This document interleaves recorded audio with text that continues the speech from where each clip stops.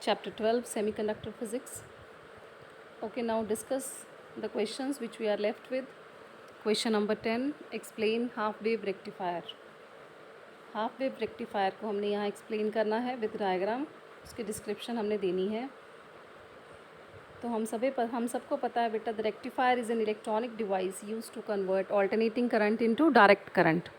तो एसी को डीसी में कन्वर्ट करने के लिए जो डिवाइस हम लोग यूज़ करते हैं उस डिवाइस को बोला जाता है रेक्टिफायर। अब ये हम लोग पहले भी डिस्कस कर चुके हैं कि रेक्टिफायर की दो टाइप्स होती हैं। It is of two types, half wave rectifier and full wave rectifier. इसके बारे में थोड़ा सा डायग्रामेटिकली हमने पहले शॉर्ट क्वेश्चंस में भी डिस्कस किया था। अब हम अच्छे से इसको एक्सप्लेन करेंगे यहाँ पे। तो डायग्राम को आपने बहुत ध्यान से देखना है। यहाँ पे हम लोग एसी यानी इनपुट एसी इनपुट देंगे और यहाँ पे हमें आउटपुट मिलेगा। तो this is the input terminal and this is the output terminal.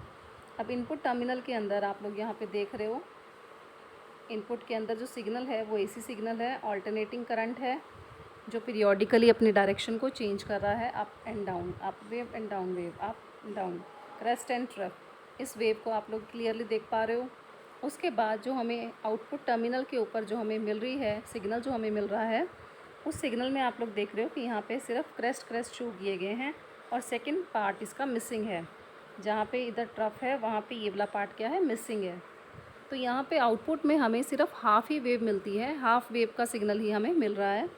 That's why this is called half wave rectifier.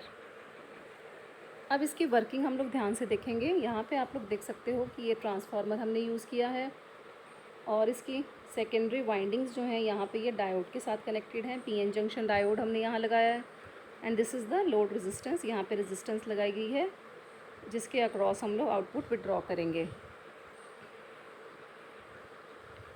अब half wave rectifier convert AC into DC, ये हमें पता है। It converts AC alternating current into direct current DC for only half cycle, half input cycle. अभी जैसे मैंने ऊपर आप लोगों को दिखाया कि जो इनपुट है वो तो हम कंप्लीट वेव सिग्नल सेंड कर रहे हैं, पर जो आउटपुट पे हमें सिर्फ अपर हाफ ही सिग्नल मिल रहा है, लोअर हाफ जो है इसमें से मिसिंग है।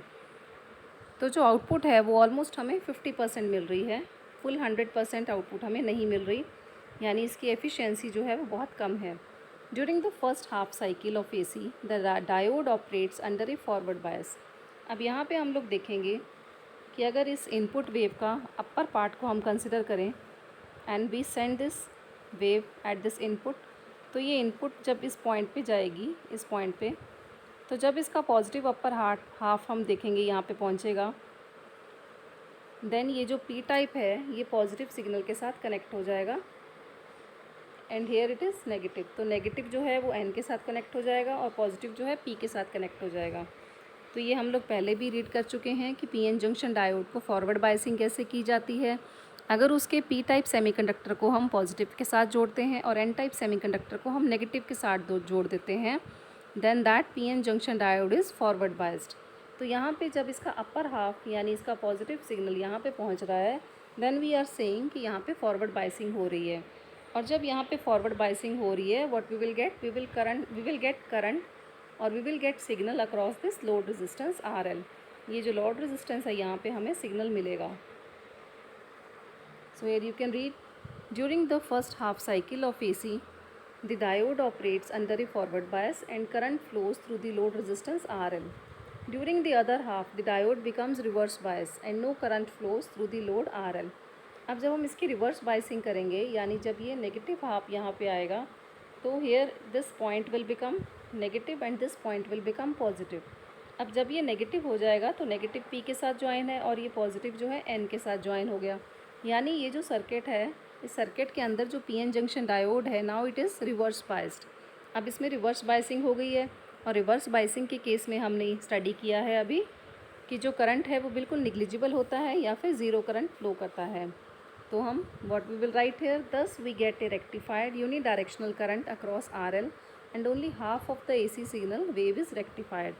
अब जब ये पॉजिटिव हाफ सिग्नल यहाँ पे पीएन जंक्शन डायोड की तरफ जाएगा तब तो हमें वेव आउटपुट मिल रही है, यानी हमें आउटपुट सिग्नल मिल रहा है।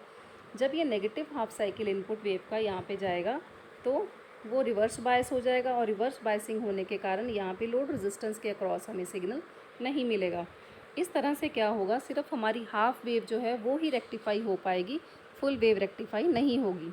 The half wave rectifier gives output only for the half cycle, hence power loss is high. तो यहाँ पे पावर लॉसेस काफ़ी हाई होते हैं। Now question number 12, what is rectifier? Explain full wave rectifier with circuit diagram. अब यहाँ पे हमने फुल वेव रेक्टिफायर को एक्सप्लेन करना है विद सर्किट डायग्राम। डायग्राम यहाँ पे बनानी मस्ट है बेटा। अगर ये क्वेश्चंस आपके लॉन्ग आंसर टाइप में आते हैं तो विदाउट डायग्राम आंसर आपका उतना इफेक्टिव नहीं बन पाता, तो you always have to explain it with the help of diagram. तो डायग्राम यहाँ पे कंपलसरी है, आपने बनाना ही बनाना है। डायग्राम की हेल्प से ही क्वेश्चन को एक्सप्लेन करना है।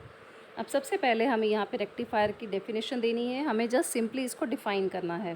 The rectifier is an electronic device use to convert alternating current into direct current. तो ये हमें ऑलरेडी पता है, सिंपल शब्दों में हम इसकी डेफिनेशन यहाँ लिख देंगे। उसके बाद फुल वेव रेक्टिफायर को हम एक्सप्लेन कैसे करेंगे, जैसे ऊपर हमने हाफ वेव रेक्टिफायर के केस में एक डायोड यहाँ पे लगाया था। जब हम फुल वेव रेक्टिफायर की बात करेंगे तो एक डायोड की बजाय हम दो डायोड्स यहाँ पे लगा देंगे। This is diode D1 and this is diode D2।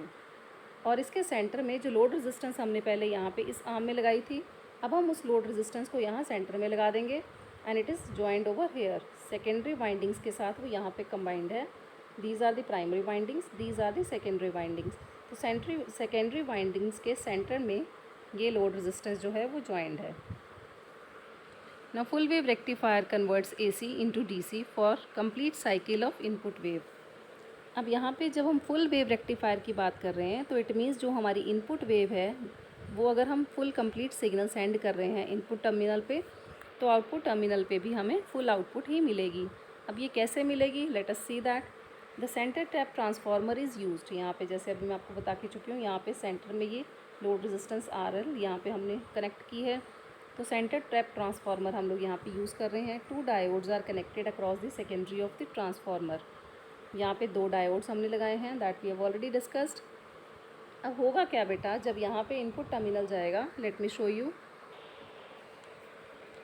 तो यहाँ पे ये जो इनपुट वेव है, जब ये यहाँ पे सेंड की जाएगी इनपुट टर्मिनल्स के अक्रॉस, जब हम इनपुट सिग्नल सेंड करेंगे, तो जब इसका ये अपर हाफ यहाँ पे जाएगा एट पॉइंट ए, तो क्या हो जाएगा, ये diode D1 it will be connected with the positive of the battery and it will be forward biased। और ये नेगेटिव अगर यहाँ पे होगा then it will be reverse biased. अब ये फॉरवर्ड बायस है और ये रिवर्स बायस है जब हम इसके पॉजिटिव अपर हाफ की बात कर रहे हैं, जब सिग्नल अपर हाफ है यहाँ पे, ठीक है। तो ये D1 जो है फॉरवर्ड बायस है, उसके कारण, इस फॉरवर्ड बायसिंग के कारण यहाँ पे RL के अक्रॉस हमें आउटपुट वेव मिलेगी and that will be the upper half, ये वाला अपर हाफ जो आप लोग देख रहे हो। उसके बाद जब ये नेगेटिव वेव जहाँ पे जाएगी ए टर्मिनल के ऊपर, जब नेगेटिव वेव पहुँचेगी then it will be minus. तो यहाँ मैंने पहले पॉजिटिव लिखा है कि पहले जब ये अपर हाफ जाएगा तो ये क्या हो जाएगा, पॉजिटिव हो जाएगा, पॉजिटिव के साथ ज्वाइन हो जाएगा ये डायोड D1, और यहाँ पे ये नेगेटिव के साथ ज्वाइन हो जाएगा। तो ये D1 जो है वो फॉरवर्ड बायस हो जाएगा और D2 तब क्या हो जाएगा, reverse bias, and we will get the signal output value at resistance RL। उसके बाद जब ये नेगेटिव सिग्नल यहाँ पे पहुँचेगा तब क्या हो जाएगा, D1 जो है वो नेगेटिव के साथ ज्वाइन हो जाएगा और D2 जो है वो पॉजिटिव के साथ ज्वाइन हो जाएगा।